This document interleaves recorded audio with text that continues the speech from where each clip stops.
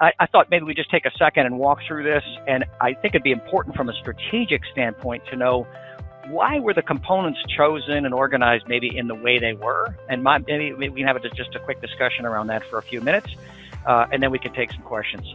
So, Ollie, why don't you just walk us through it real quick? I'll route us from LA to Baltimore. Okay. Sure. So. Sure. It's probably important to point out, first of all, that the data right now is at the state level. So if you're looking at this, you're probably thinking, well, if I'm using this in a hurricane and I'm worried about routing from Pensacola to Miami, Florida, what about counties and local? So that's already on the table. There's a lot of discussions that, version 2.0, what could be added, and obviously with our transportation sector partners, going to be key to that discussion. So essentially, the map route, when you put the map route in this case, Los Angeles to Baltimore, you'll see at the top there's 4 tabs: map route, state information, detail, and summary. You're in the map now, which uses a Bing application. When you put in the route, it actually gives you, just like you did a Bing map search on a route, it gives you different options. As you see, as he's clicking the different routes, the summary data on the side is actually updating.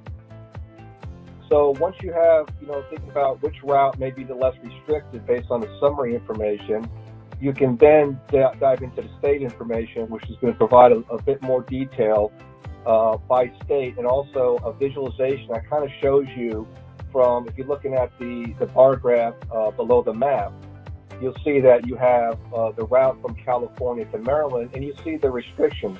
There's a very simple prioritization that's giving you those color schemes behind it. And actually above that in the states, it's kind of giving you a roll-up of those that prioritization behind it.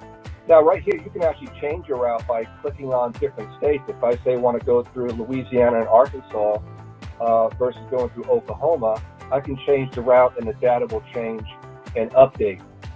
Without going too far into it, we invite anybody to go onto the tool. It is live and mess with it.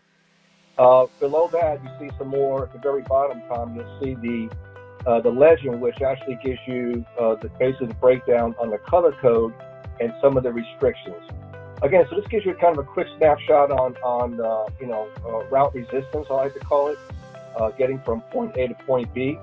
I should have also mentioned that in the mapping function, you could put several. You don't have to go back to it, but you could put several destinations. If I'm going to California to Madison, Wisconsin, to Detroit, to Columbus, Ohio, to Baltimore, you can put that whole route in there. Now, you also have, I think, one of the most powerful pieces of the tool besides the truck routing information. And if Tom hits the drop down up top above the map on the data options on the right side of the screen, you'll see you have the detailed information there. If you go back to state information, you see, besides truck routing, you also can hit that drop down and show government actions up at the top, Tom. Right there, truck routing to the left. Yeah, right there. Yeah, so I can hit government actions, and that starts getting to things like, there's emergency declaration. Are people required to wear masks?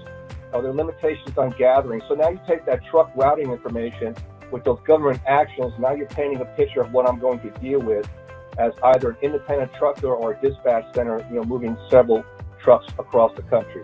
As deputy secretary, and for a time I was cabinet secretary, I oversaw a lot of the responses that our state attended to in various emergencies. West Virginia is a small state. At that time, it was 1.8 million for the entire state. But we all know each other because we are so small. And we are able to do things as a unit that a lot of places aren't. And we are forgotten a lot of times.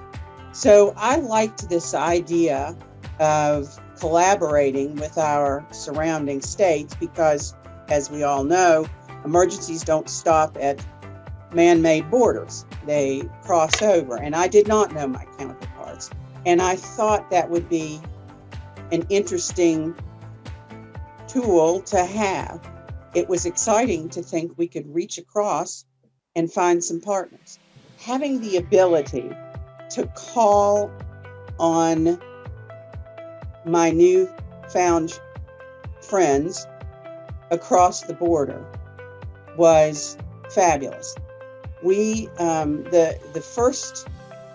one of the first gatherings that we had, our